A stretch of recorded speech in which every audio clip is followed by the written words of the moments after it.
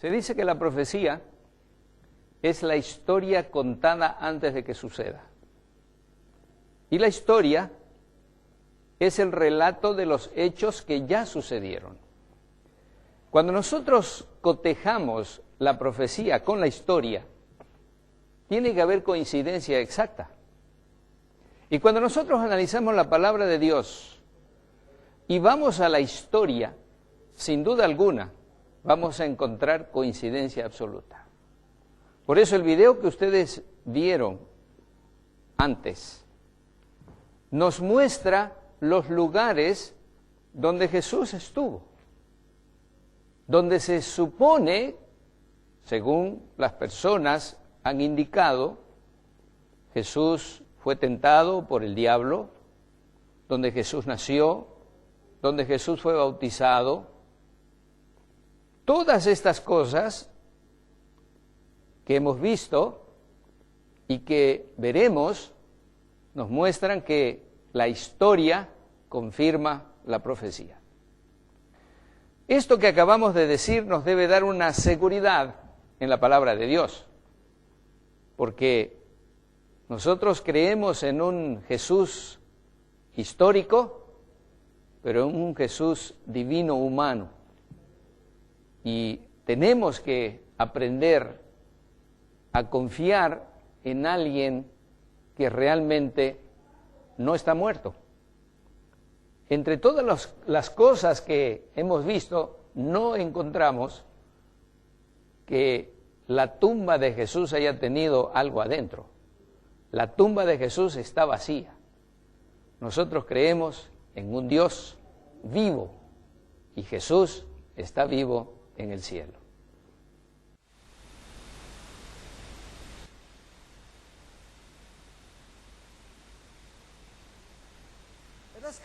Vamos a la ciudad de Capernaum, la cual es conocida como la ciudad de Jesús. Este aquí es un lugar muy famoso. Y si lo mira, no parece nada. Pero en realidad encima de esto hay un edificio gigante, justo encima.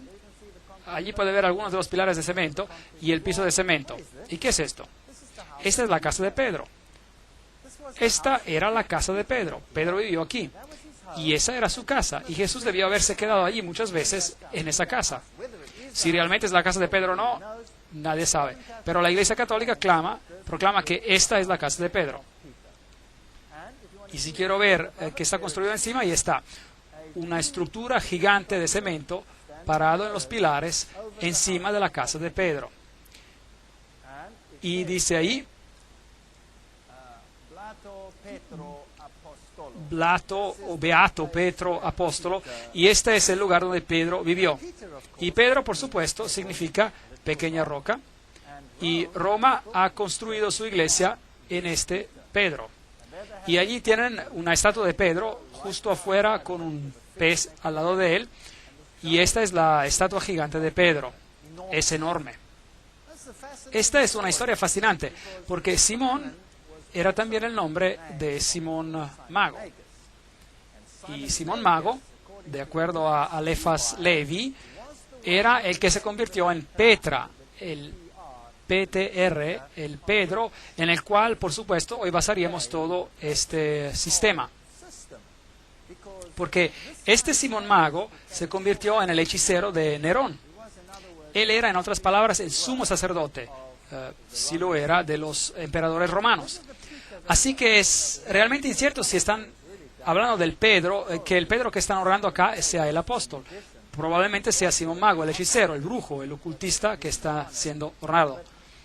Pero la iglesia construyó este edificio gigante sobre la casa de Pedro. Y a los pies de esta estatua puede ver símbolos de pez y todo eso. Y nos dice que ese es Pedro el apóstol. Y un poquito más allá hay una sinagoga. Entonces, aquí hay un edificio gigante hecho de cemento con una estatua gigante de Pedro y justo cruzando el camino esta sinagoga remanente, probablemente la sinagoga donde Jesús más enseñó. Y hay una pequeña placa oxidada que dice el primer siglo tardío, la sinagoga blanca, la sinagoga de Jesús. ¿Saben ustedes? Si yo construyera un gran edificio cristiano, no lo construiría donde Jesús pasaba la mayoría de su tiempo, porque construirlo sobre una pequeña casa que es posiblemente la casa de Pedro, si eso no es, no está seguro. Podría ser, porque la descripción de la Biblia dice, cuando salieron de la sinagoga cruzaron a la casa de Pedro. Y esa casa está justo al frente. Es posible. También podría ser la casa al lado, quién sabe. Pero es posible. Ahora, esta es la sinagoga donde Jesús en realidad enseñó.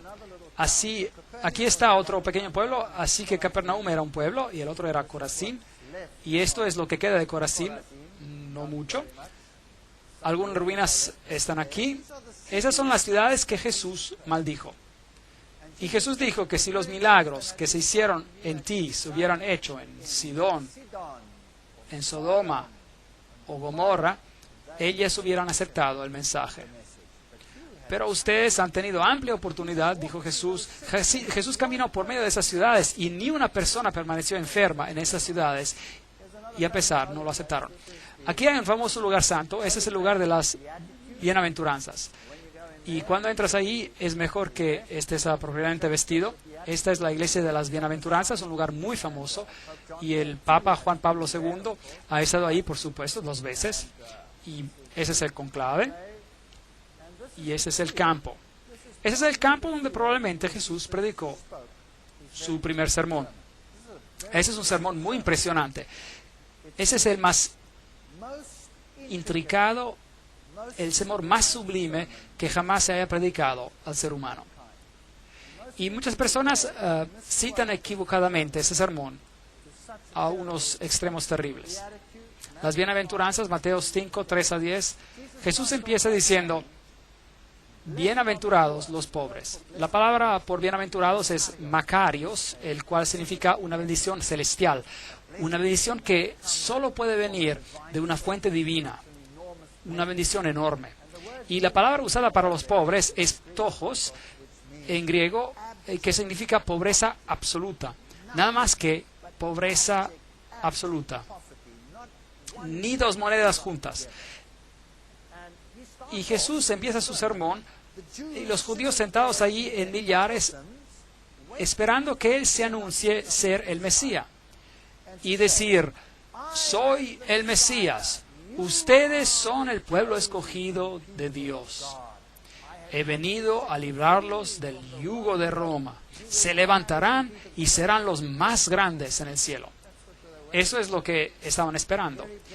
Y aquí Él se levanta y las primeras palabras como Mesías que habla son bienaventurados los pobres. Y hay varias palabras para pobre en griego y usa la que describe pobreza miserable, absoluta. En vez de grandeza y riquezas y maravillas y cualquier adjetivo que se les pueda dar, deben ser pobres en espíritu, porque de tales es el reino de los cielos. Y la segunda bienaventuranza era, bienaventurados los que lloran. Querían regocijarse, no querían llorar.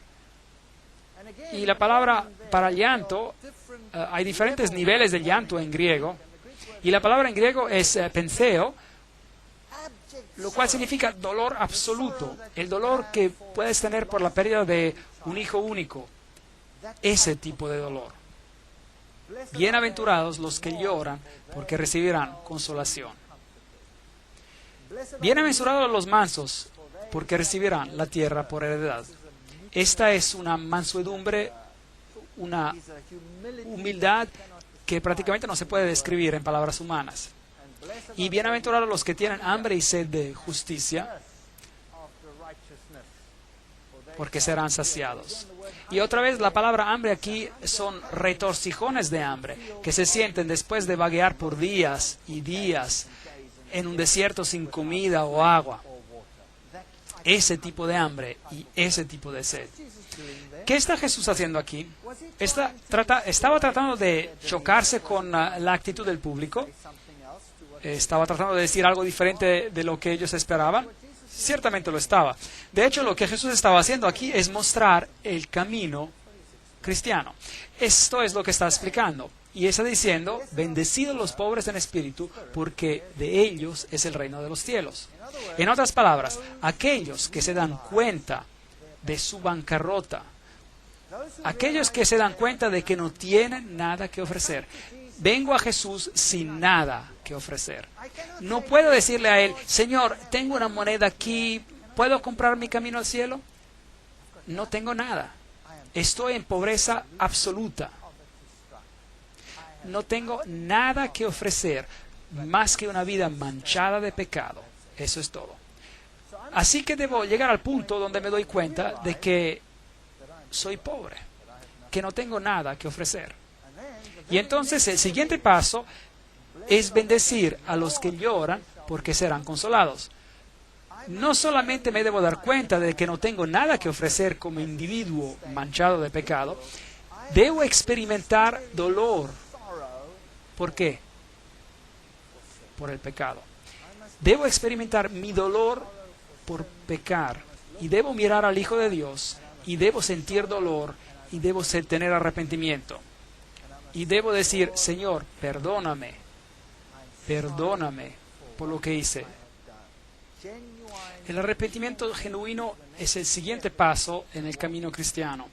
Bienaventurados son los mansos.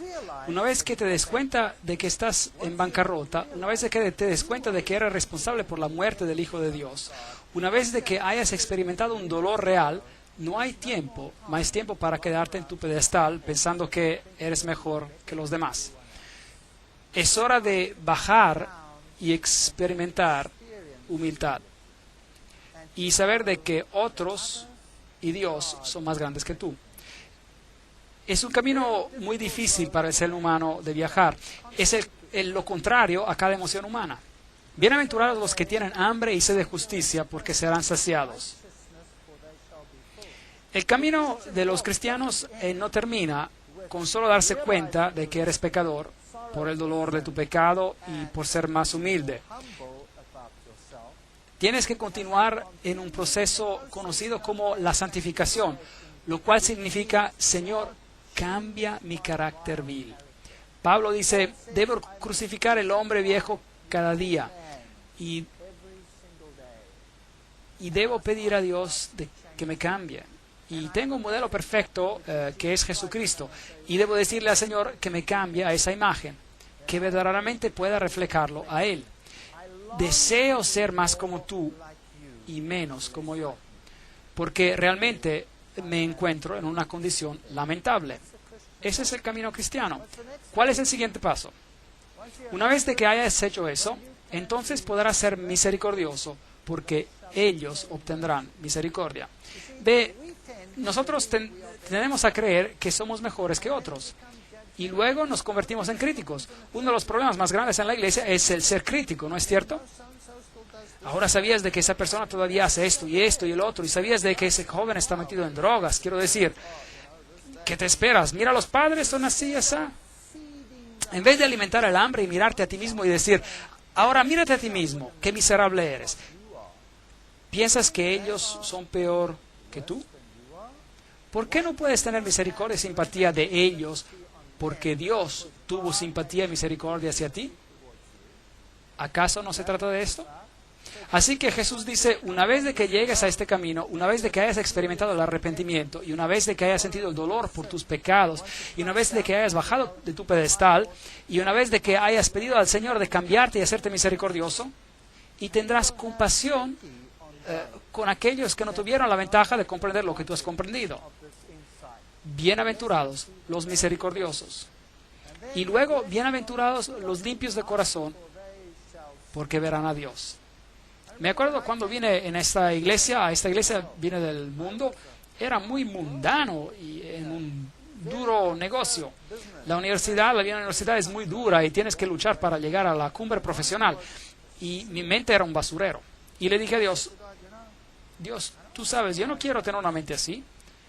Y Dios ayuda a uno a limpiar su vida y a desarrollar buenos pensamientos donde moran los malos pensamientos. Ese es el proceso de la santificación. La cristianidad no para solo cuando conoces a Jesús. No es bueno solo conocer a Jesús. No te vas a salvar solo conociendo a Jesús. ¿Acaso el diablo no conoce a Jesús? ¿Es salvo porque conoce a Jesús? No. Debemos dejar de que Dios nos cambie, nos limpie. nuestras acciones. Bienaventurados los pacificadores, porque serán llamados hijos de Dios. Ven, una vez de que hayan pasado por toda esta serie de crecimiento, devienen pacificadores. Ahora, ¿quién es un pacificador? Un pacificador es alguien que tiene la paz de Dios en su corazón. Mucha paz tienen los que aman tu ley, dice en Salmos 119, 165. Ese es un pedazo, que es un pedazo del cielo. Y siempre me maravilla cuando los políticos toman esta bienaventuranza en particular y la aplican a ellos mismos y se dan grandes recompensas sin haber pasado por los pasos previos en la experiencia cristiana. Esa persona no es un pacificador. Un pacificador es alguien que ha hecho las paces con Dios. Ese es un pacificador. Y bienaventurados los que padecen persecución. ¿No es increíble? Por causa de la justicia, porque de ellos es el reino de Dios. ¿Cuál es la última cosa que el Señor menciona aquí? ¿Cuál es la última bienaventuranza? Benditos los que padecen persecución. En otras palabras, si pasas por este proceso, si sientes dolor por el pecado, si pides perdón y si dejas que el Señor cambie tu corazón y si estás dispuesto a bajar de tu pedestal y si quieres la paz de Dios en tu corazón, serás una irritación para el mundo y ellos te perseguirán. Es una garantía. Y ese es el proceso del camino cristiano, totalmente opuesto a lo que es el ser humano, a lo que el ser humano quiere en este mundo hoy en día. Las lecciones que Jesús enseñó en el lago de Galilea son absolutamente las más fundamentales que el ser humano necesita. Necesitamos tomar nuestra Biblia y necesitamos estar alertos. Si tiene una Biblia que está marcada en rojo donde Jesús habla, necesita estar alerto. Debe leer esto cuidadosamente. Lo leemos como historias, pero debemos leerlo con cuidado porque es Dios quien está hablando directamente a nosotros. Cada palabra es un talento de Dios. Cada palabra, hasta los pero y los más, estarán en un lugar correcto por razones particulares. Así que necesitamos tomar atención a lo que Jesús enseñó. Aquí un típico barco en el lago de Galilea, pequeños pueblos alrededor, no ha cambiado mucho. Ese es un barco que encontraron después de una tremenda sequía. Aparentemente es un barco exactamente como en los tiempos de Jesús. Así que ese tipo de barco era en el que Jesús hubiera estado con Pedro y sus discípulos cuando les enseñó la gran lección. Tomen sus Biblias otra vez y lean las palabras de Jesús diciéndose a sí mismos, este es Dios que me está hablando. Hay poder en esa palabra. Aquí está la tumba de Lázaro. Aquí es donde Lázaro se echó. Es una tumba muy oscura, por supuesto. Hoy en día es un lugar santo. Pero imagínense que aquí Jesús llamó a un hombre todavía en paños fuera de la tumba, probando que Él es la resurrección y la vida. Y Él hizo esto justo antes de ir a Jerusalén, en el acto final de la obra de su vida. Y mientras se acercaba a Jerusalén, puede imaginarse lo que pasaba por su mente. Esta es la ciudad de Jerusalén y las varias puertas de la ciudad antigua todavía están ahí. Y mientras baja esta colina, construyeron aquí una pequeña iglesia de las lágrimas, se llama. Está construida como una gota de lágrimas. Y si entra en la iglesia de las lágrimas, tiene esta pequeña luz encima.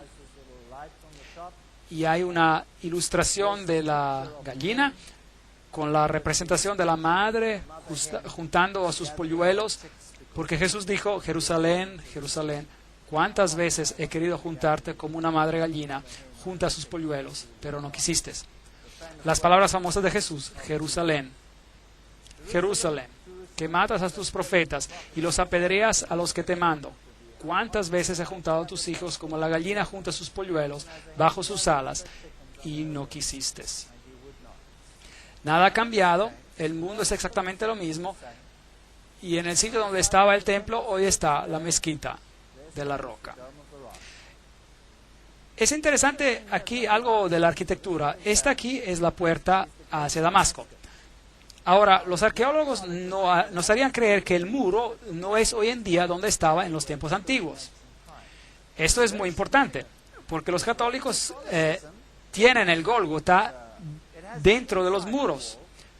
Y la Biblia dice que Jesús fue crucificado ¿dónde? afuera de los muros. Ahora, eso es muy importante. ¿Dónde fue Jesús crucificado? ¿En el Gólgota católico o en el otro Gólgota fuera de la ciudad? Ahora, aquí hay una nueva puerta encima, y lo que pasó fue que aquí una tubería se reventó, y los judíos tuvieron que cavar para bloquear la salida del líquido, y a medida de que cavaban, descubrieron esta puerta, la puerta de Damasco. Y lo puede ver, está justo abajo y al frente de la nueva puerta. Así que obviamente el muro debe haber estado en el mismo lugar, ¿verdad? Así que esto es muy interesante. El muro estaba en el mismo lugar. Mientras entra a este lugar, esta es la puerta de Damasco, y estas deben ser las piedras donde Jesús incluso caminó y donde Pablo caminó. Así que si usted camina ahí, está de hecho caminando en el mismo lugar donde Jesús caminó. Aquí están las puertas de Hulda. Son puertas fascinantes, las dos puertas del sur, conocidas como las puertas de Hulda, y ya no existían básicamente hasta recientemente. Fueron construidas en el periodo del segundo templo, eso es decir, el primer siglo. No me gusta ese BCE, antes de la era común, hasta el primer siglo, es decir, CE ponen ahí, era común. Bueno, nosotros vamos a hablar el primer siglo antes de Cristo y el primer siglo después de Cristo. Las puertas proveían acceso a los túneles que conducían al cercado del templo, y las puertas de Hulda eran usadas a menudo por Jesús. Y todavía están cerradas hoy, y ahora son parte de los muros y la nueva construcción. Así que Jesús seguramente caminó por esas escaleras también. Aquí hay un hombre interesante, es una ilustración bonita, así que tenía su burro ahí y pensé que era una ilustración bonita, así que la tomé y seguí caminando. El error más grande que se puede cometer. Este pequeño hombre saltó a mis espaldas, me sacudió como un trapo para ver si algo caía de mis bolsillos, así que finalmente lo recompensé por su esfuerzo. Y luego mi amigo vino corriendo y lo vio, y pensó que sería una fotografía grandiosa. Y me paré ahí y sonreí. Y mientras tomó la fotografía, hizo lo mismo que yo. Y la siguiente cosa que ocurrió, este hombre estaba golpeándolo en la espalda y sacudiéndolo como un trapo. Y me preguntó después, oye, ¿por qué no me dijiste? Y le dije, bueno, quería ver el espectáculo y no tenía por qué decirte. Eso es lo que venden allí en las calles de Jerusalén. Ese es un vendedor de algarrobo. Tiene una jarra grande en la espalda con un jugo de algarrobo, y cuando se agacha puedes tomar uno de esos vasos y tomar de ellos. Y ese es el sector judío, muy diferente. Y un moledor viejo ahí, tiendas, pequeños niños judíos, muchas contiendas en este país. Esta es la vieja ciudad de David. Aquí es donde cortaron a Isaías, el profeta, en dos. ¿Puede imaginar cerrando a alguien vivo en dos? ¡Qué gente más cruel! Esta es la iglesia o la construcción que fue construida sobre lo que es el gran cenáculo de la última cena, como ellos dicen. Y este aquí es el Getsemaní. Y si va a Getsemaní, tiene que escoger cuál, porque hay dos. Este de aquí es el Getsemaní ortodoxo. Construyeron esta iglesia ortodoxa gigante encima de él. Y justo al lado, un poquito más alejado, está el Getsemaní católico. Afuera, donde hay árboles gigantes de olivo, en el Monte de los Olivos, donde Jesús fue a orar. Y ellos dicen que estos árboles son los descendientes de los olivos que Jesús vio cuando él fue a orar. Y se acuerda de que Jesús ahí dijo, mi alma está triste hasta la muerte. Quedaos aquí y velad conmigo. Mateos 26, 38. Padre mío, si no puede pasar de mí esta copa sin que yo la beba, hágase su voluntad. Entonces se le aparece un ángel del cielo para fortalecerlo, y lleno de angustia oraba más intensamente, y era en su sudor como grandes gotas de sangre que caían hasta la tierra. Lucas 22, 43. Hay muchas críticas hoy en día acerca de la película, por ejemplo, la película llamada La Pasión de Cristo. No lo encuentro un nombre muy bonito para mí, pero sin embargo representa el sufrimiento de Jesús, como si no fuera bíblico. De hecho, probablemente lo que hicieron ver no fue suficiente. El sufrimiento que representaron fue en realidad mucho más. No he visto la película, pero he leído suficientemente acerca de ella, y les puedo decir que Jesús sufrió tremendamente, y la historia bíblica está muy, dispersa, y tenemos que tomarla pedazo por pedazo, y tenemos que componerla junta, digamos, y tenemos que leer la historia también a nivel histórico para probablemente ver lo que le pasó a él. ¿Qué le pasó a Jesús en el jardín? Fue que él tenía tanta ansiedad que sus vasos capilares de su piel reventaron. Ahora, esta es una condición médica que ocurre algunas veces hoy en día. Y es muy, muy rara vez que alguien sobreviva a esta condición. El estrés y el trauma son tan grandes cuando los vasos capilares revientan por ansiedad que esas personas mueren. Así que lo que debió haber pasado aquí es exactamente la misma cosa y Jesús pudo haber muerto aquí. Pero un ángel apareció del cielo y lo fortaleció para lo que estaba por acontecer. La Biblia nos dice que esa noche los discípulos lo abandonaron y huyeron. Marcos 14:15. Cada uno lo abandonó. Este es el Getsemaní católico. Y aquí hay nuevamente la roca famosa donde dicen que él oró y donde las gotas de sangre se derramaron. Ahora, debe recordar que el paganismo está loco por las rocas. Tienen lugares famosos, cuevas famosas, rocas famosas. Las rocas formaban una parte muy importante en el paganismo. Pero otra vez, en las historias de la Biblia, los patriarcas también hicieron altares de rocas, pero no adoraban a las rocas, ellos adoraban a Dios. Y usaban las rocas como altares para sacrificios a Dios, el cual era un tipo de sacrificio de Jesús. Es una historia totalmente diferente. Así que aquí está una roca santa, aparentemente donde tomaron a Jesús cautivo. Y eso deben ser las gradas por donde lo llevaron, porque esas suben al templo de Caifás. Bueno, si así les gusta llamarlo, pero no es su templo, es un palacio. Y aquí hay una representación a su lado, como Jesús fue llevado por estas gradas. Si fue llevado con cuerdas, la Biblia no lo menciona. Hoy esta iglesia romana católica ha sido construida en ese lugar y probablemente este es un lugar arqueológicamente correcto. Y aquí estaba el asiento del sumo sacerdote. Y ese año era Caifás. Ahora, aquí hay una confusión en la Biblia porque cuando lo trajeron a Jesús, lo llevaron a Anás. Ahora, Anás era el suegro de Caifás. Y él era, o había sido el sumo sacerdote previo. Y como la nómina de los sumos sacerdotes se quedaba en la familia, el sumo sacerdote del previo año, el más viejo, era todavía honrado como el sumo sacerdote, aunque él no estaba ya como sumo sacerdote. Así que por eso la Biblia es muchas veces criticada por sus descripciones, pero su descripción está correcta. Y también algunas de las críticas dicen que nadie como Caifás jamás existió. Bueno, finalmente encontraron su mismo sarcófago con el nombre de Caifás, el sumo sacerdote. Así que esto es histórico también. Entonces, si miramos a los juicios de Jesús, la Biblia de hecho menciona 7 juicios de Jesús, lo cual es fascinante porque el número 7 es el número de Dios. Y uno no se puede dar cuenta casualmente al leer los evangelios. Tiene que leer los 4 evangelios y tiene que asociar los acontecimientos en los evangelios muy cuidadosamente, porque no todos los juicios de Jesús se mencionan en todos los evangelios. Algunos evangelios se concentran en Pilato, otros evangelios se concentran en el juicio de Herodes. Jesús fue primero llevado a Anás, y allí tuvieron un juicio delante de Anás. Y fue allí donde el siervo de Anás golpeó a Jesús en el rostro, porque Caifás le preguntó acerca de lo que estaba haciendo, o lo interrogó, digamos, acerca de lo que estaba haciendo. Y Jesús dijo, no hice nada en secreto. Pregunta a estos lo que yo dije, porque yo siempre he predicado en las sinagogas.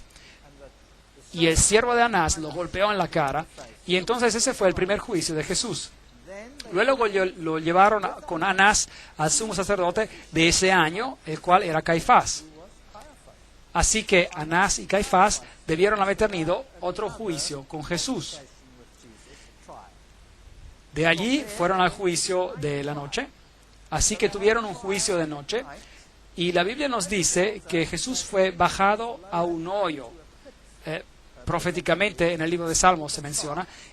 Y luego tuvieron un juicio en la mañana. Porque de acuerdo con su ley era ilegal tener un juicio de noche. Y tenían que tenerlo cuando el sol levantaba. Así que hubo un juicio con Anás, un juicio con Caifás y Anás, y hubo un juicio de noche con parte del Sanedrín, y juntaron después todo el Sanedrín y tuvieron un juicio en la mañana. y encontraron a Jesús culpable y luego lo llevaron a Pilato.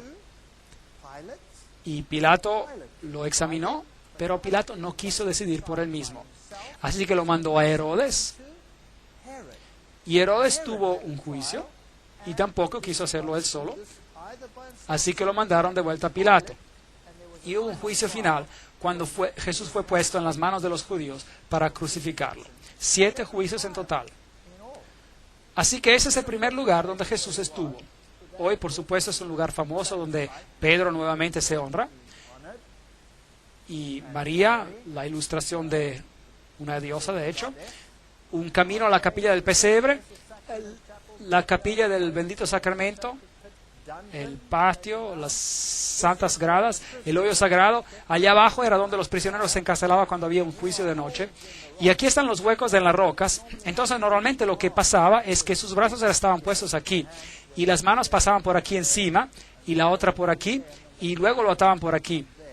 Y allí colgaba con su frente mirando al frente. Así, ahora, si los judíos encontraban a alguien culpable, tenían el derecho de poner un castigo. Pero el castigo capital, digamos, la pena capital, estaba bajo la ley romana y no se les permitía condenar a alguien a muerte. Tenían que conseguir permiso de los romanos y entonces había una ley romana. Pero sí se les permitía dar castigos. Si encontraban a alguien culpable, podían darle 13 latigazos a un lado y 13 latigados al frente.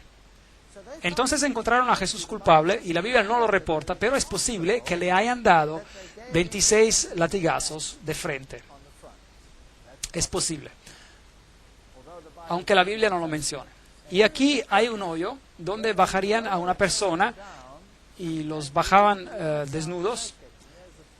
Y aquí están unas cruces bizantinas que en las paredes de aquí, mostrando que los primeros cristianos reconocieron a esto como un lugar. Y se bajaría la persona en este hoyo y, en otras palabras, te bajarían y luego estarías en este calabozo en la oscuridad total. Y Salmos nos dice que me bajaron en el hoyo y así que esto debió ser lo que pasó a Jesús mientras esperaba ahí a través de la noche por el juicio de la mañana para ser convocado. Hoy puede entrar al hoyo por aquí y puede observarlo. Entonces de ahí después hubo el juicio de la mañana y después él fue llevado a Pilato, donde fue puesto en esta prisión mientras esperaba por el juicio. Y así es como se ve aquí abajo. Y luego fue encontrado inocente por Pilato. Pilato no quiso sentenciarlo a muerte. Así que lo envió a Herodes, se burlaron de él, le dieron su capa.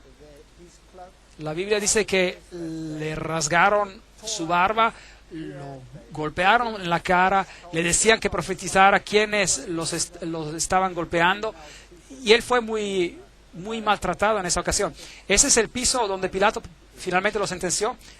Aquí se pueden ver los juegos romanos en el suelo, y aquí es donde Pilato dijo las famosas palabras, Ecce homo, miren al hombre. Y él estaba allí con una corona de espinas en su cabeza y había sido golpeado. De hecho, Pilato, la Biblia dice en su primer juicio que con Pilato lo habían golpeado para ganar la simpatía de los judíos. Esa es una cosa muy cobarde de hacer. Ahora, los látigos romanos consistían en 40 látigos menos uno. Entonces lo ataron a un pilar y luego lo golpearon con 40 látigos menos uno.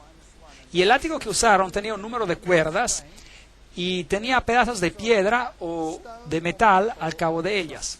Y de hecho, muchas de las personas quienes eran sentenciadas a esos latigazos morían de los latigazos, solo a causa de los látigos, porque los látigos penetraban y abrían la piel, rasgaban la carne abierta, y la historia nos dice que las personas que fueron golpeadas con esos látigos, a veces sus entrañas les colgaban, solo a causa de los latigazos. Así que ese era un tremendo castigo. Y luego, por supuesto, otra posibilidad es que lo latigaron 2 veces. Porque cuando fue sentenciado culpable al final y sentenciado a ser crucificado, entonces se te latigaba otra vez antes de ser crucificado. La Biblia no nos dice si fue latigado en 2 ocasiones, pero es posible de que haya pasado. Ahora, ellos también reclaman de que Pilatos no existió. Bueno, aquí hay una inscripción actual que fue encontrada, la inscripción de Pontius Pilatus, la cual categóricamente indica que él era el procurador en los tiempos de Tiberio. Así que bíblicamente y arqueológicamente no hay manera de que la historia bíblica sea negada. Así que algunos representan que el latigazo ocurrió de esta manera. Otros lo representan como siendo agachado sobre un pilar horizontal y lo latigaron de esa manera. La Biblia también dice que cuando le pusieron la corona de espinas y cuando pusieron una vara en su mano, que tomaron la vara y lo golpearon sobre la cabeza con ella. Pero el verbo griego usado nos dice que lo golpearon una y otra vez y otra vez. Así que el sufrimiento de Jesús fue enorme. La Biblia incluso representa que lo hirieron y que la herida era una gran herida. Una grande herida de arriba a abajo. Así que Jesús sufrió como ningún otro hombre ha sufrido por alguien o por ningún acto o por cualquier acto criminal en la historia de la humanidad. Y si Dios no hubiera mandado a un ángel para fortalecerlo, no lo hubiera logrado. Y por eso, cuando Él estaba en esa cruz, todavía perdonó a los que ejecutaban la sentencia.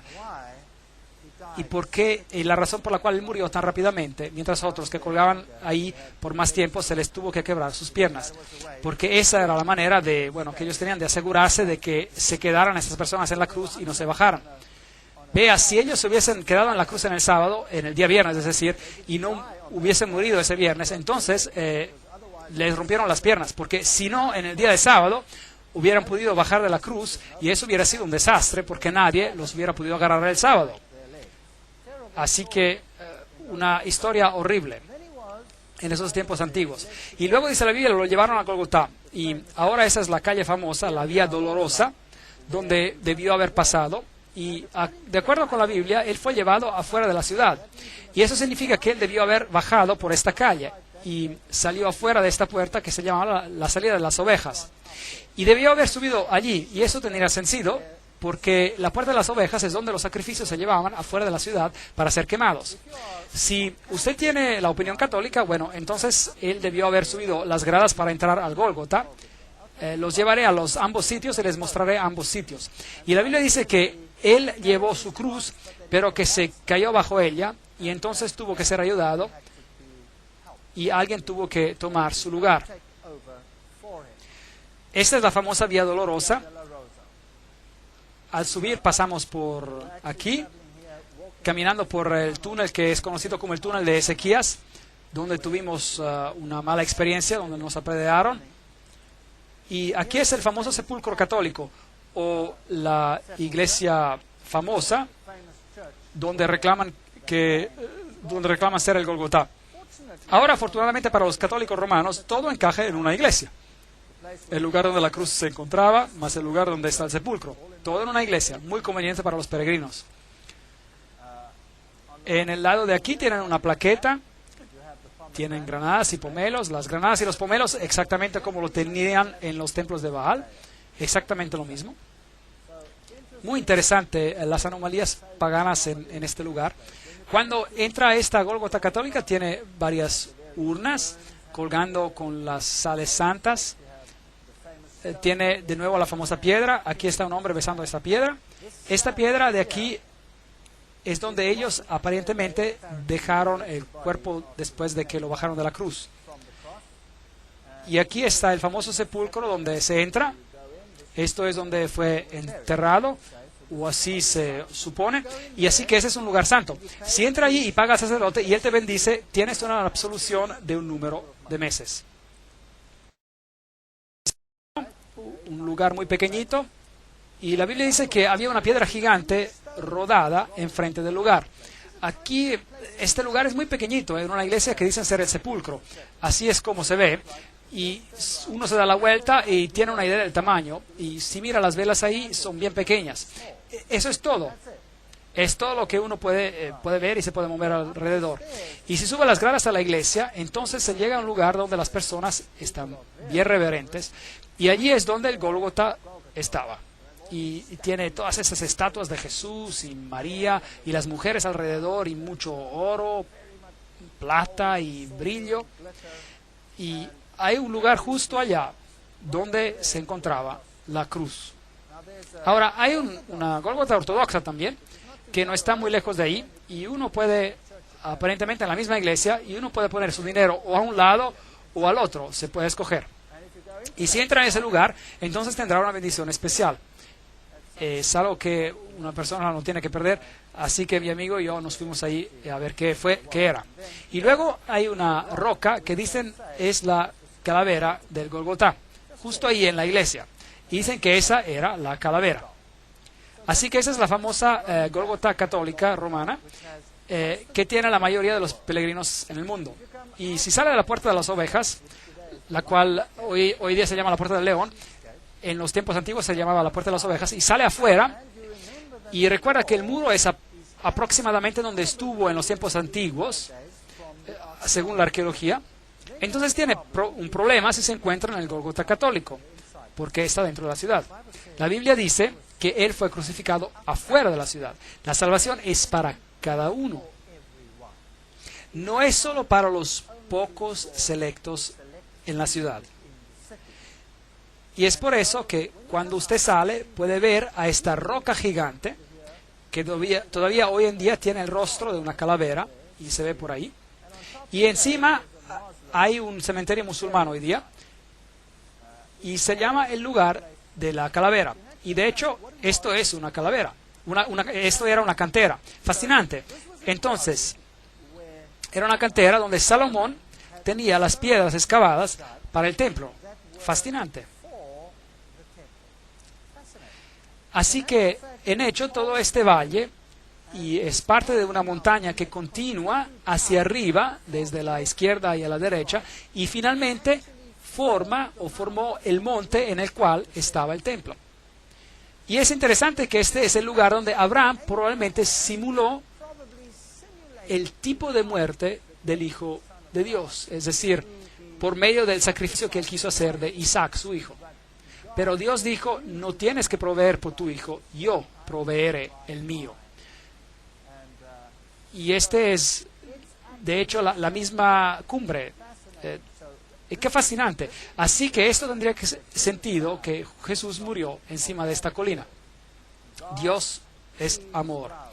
Porque de tal manera Dios amó al mundo que dio su Hijo unigénito para que todos los que crean no se pierdan, mas tengan vida eterna.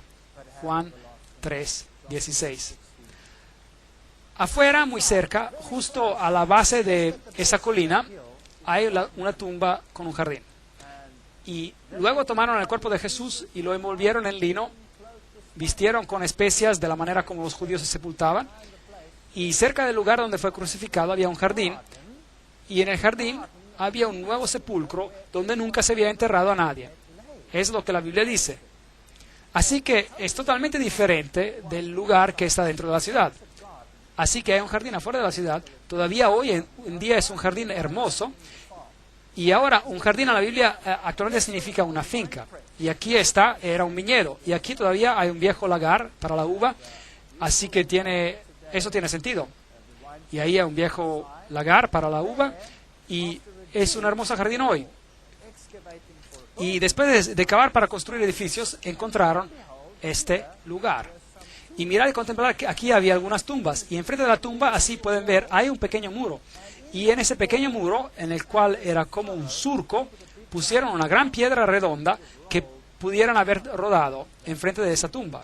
Y si mira hacia abajo, tendrá que mirar adentro de la tumba y mirar al otro lado. Y hay una tumba que ha sido excavada un poco, digamos, parcialmente.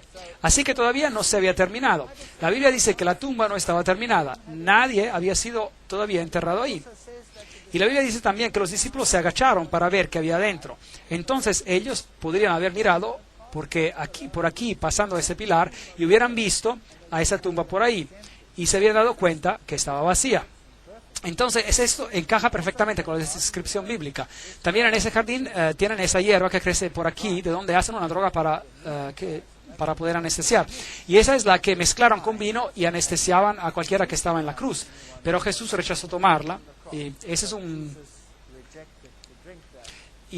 es un pastor metodista que administraba este lugar.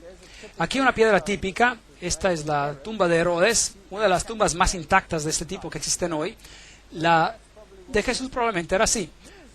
Así que aquí probablemente está el lugar del jardín de la tumba. Hay un pequeño surco y en el frente donde hubiera estado una gran piedra redonda que tuvo que haber sido removida.